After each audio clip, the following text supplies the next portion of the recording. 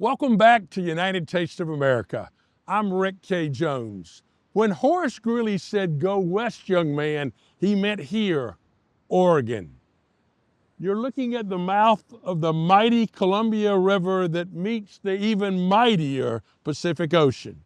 These waters were plied first by Spanish explorers and later by such luminaries as George Vancouver and James Cook. But in 1806, after the Louisiana Purchase, President Jefferson sent two men on a mission to find the Pacific Ocean. And this is where Lewis and Clark ended up. This state is one of the few that actually has its own trail, the Oregon Trail, that covered half the country and began in Missouri. They came here to farm, to work in the lumber industry, and to fish. And so many settlers came that in 1859, Oregon became the 33rd state in our union. We're in Astoria, Oregon, named for John Jacob Astor, who funded the earliest fur trading center here on the coast of Oregon. And we're in the Lewis and Clark National Monument. People came to Oregon to farm largely. It's a big agricultural state. They found some natural berries like Marion berries that are kind of like a blackberry and huckleberries that are like a blueberry. And they use them today for both pies and jams. They grow a lot of hazelnuts, or filberts as we call them here in Oregon. They also grow potatoes. And there's a company called Ore-Ida that's the combination of Oregon and Idaho, and they're famous for their tater tots. This is a great dairy state, and they make some amazing cheeses like Tillamook cheddar and Roux blue cheese. They also make salt and straw ice cream here. How about voodoo donuts or pock pock wings? Pock pock wings are chicken wings with fish sauce. And then they're known for their wines. Great wines come out of Oregon, especially world-class Pinot Noirs. And then my friends at Research Fine Foods are based here. They make side items like coleslaw, potato salad, and other salads and products that you find in deli sections of grocery stores across the country. But they're really known for their seafood, things like steelhead and salmon, and lots of different kinds of clams. But there's one species that grows off the coast of Oregon that's very special, and that's the Dungeness crab. And there's so many dishes made with Dungeness crabs, and I know one great dish, Dungeness crab mac and cheese at Salty's on the Columbia in Portland, Oregon. Let's head there now.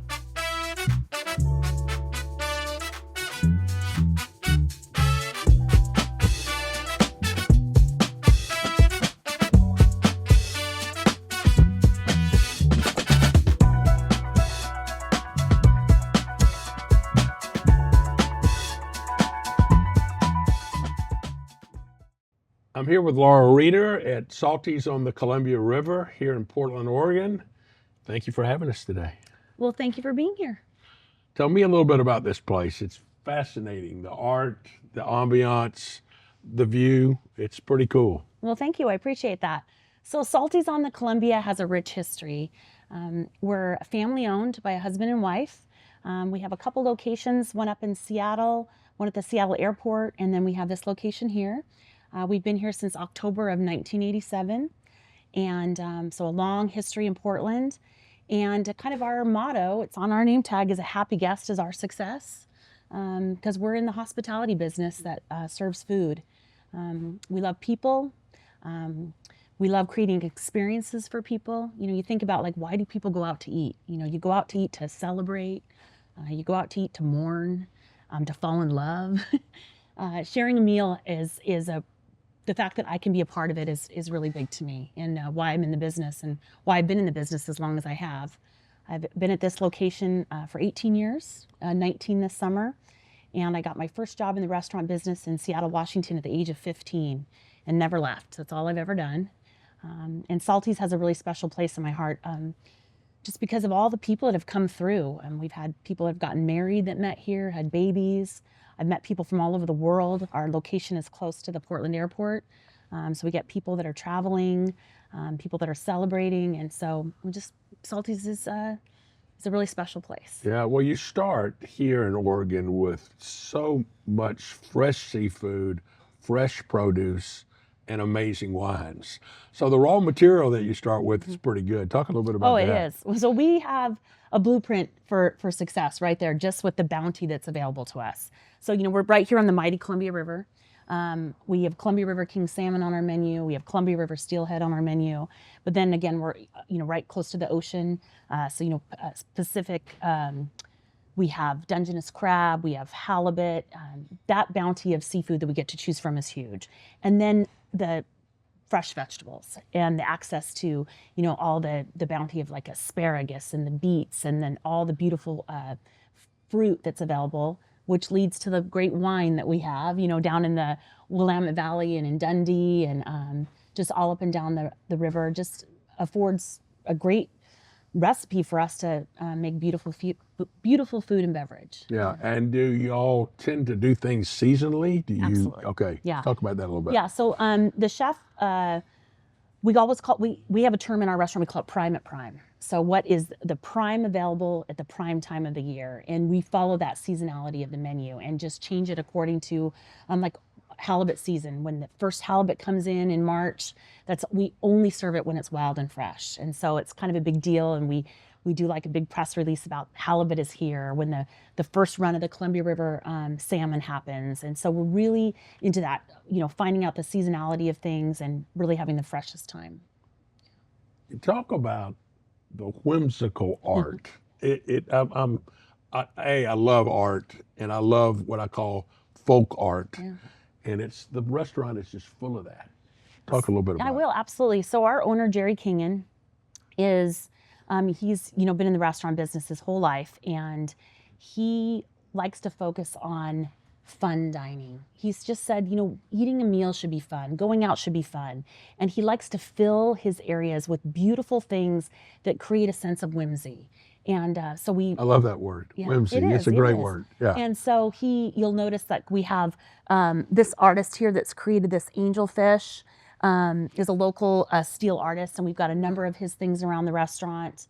We have a pottery person that created the silly fish on the walls, and he just wants you to come in and smile. I mean, really, that's what it is. It's just to sit down and look around and feel comfortable and feel like just a kind of a sense of escape. We want it to be like the oasis where people feel like I can just escape my life for a little bit and just have a great meal and have a lot of fun. That's great. Well, every state we highlight one specific dish, and in this case, we're going to highlight Dungeness crab because it's so prevalent here and very few places. You can get Dungeness crab, I guess, through Costco or other places, but it's not like getting it right here, right now. Talk about Dungeness crab and why that's such a part of the fabric of.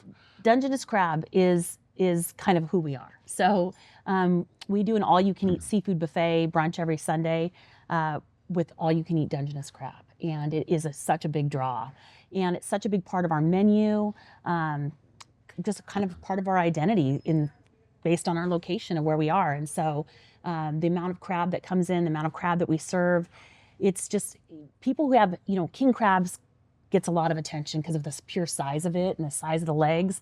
But once you try that fresh Dungeness crab and the sweetness of it, and just kind of tastes like the sea, it's amazing. And so the chef brings it in and loves to create, on its own, it's beautiful on a plate, but if you can marry it with something else to just really bring out that flavor, and that's important to us. Yeah, I think the first time I had it in a Chiapino. Oh, yeah. And, it was like, I was like, I've had clams, I've had scallops, I've had shrimp, I've had fish. What is this? Yeah. This is like the best dish. And so it's really good. Well, we're going to feature an unusual dish. We're going to feature your Dungeness crab mac and cheese. Yeah. And, macaroni and cheese is such an American dish. A lot of people don't know this. That dish was brought to America by Thomas Jefferson. Okay. Jefferson had spent time, obviously, in Paris pre-Revolutionary War and fell in love with French cheeses and French pastas and brought that back. And it's interesting, the connection here, because Lewis and Clark was financed and backed by Thomas Jefferson when they literally sailed up this river for the first time and discovered Oregon in the Pacific theater. So talk a little bit about your mac and cheese. Absolutely. So macaroni and cheese is such a nostalgic food for so many people. It's oftentimes the first food that people, feed young children because it's easy to eat. It's got, just such a tradition in families for holidays. It's often served, but it's also just sometimes a meal on its own. And so that rich history of mac and cheese is kind of a universally loved food. And y'all have great cheese in Oregon. We have great cheese in Oregon. And so using that idea of like this American pastime, this food which obviously has a great history and ties to the Northwest. So the chef took a mac and cheese and then he elevates it with the cheeses that he uses and the pasta that he uses and creating the sauce each time. But then how can you make it even better? Like what can you do to bring this to the next level? Well, we've got this great ingredient in our backyard, so let's put some Dungeness crab with that. That's pretty cool. Yeah, and so you get the sweetness of that Dungeness crab, a little saltiness with the richness of the cheese, and I would say it's the perfect dish. Well, that's a great classic dish, and we can't thank you enough for having us here at Salty's on the Columbia. My pleasure. So that's a wrap on Oregon and the wonderful Dungeness crab mac and cheese from Salty's on the Columbia River. We'll see you next time on United Taste of America.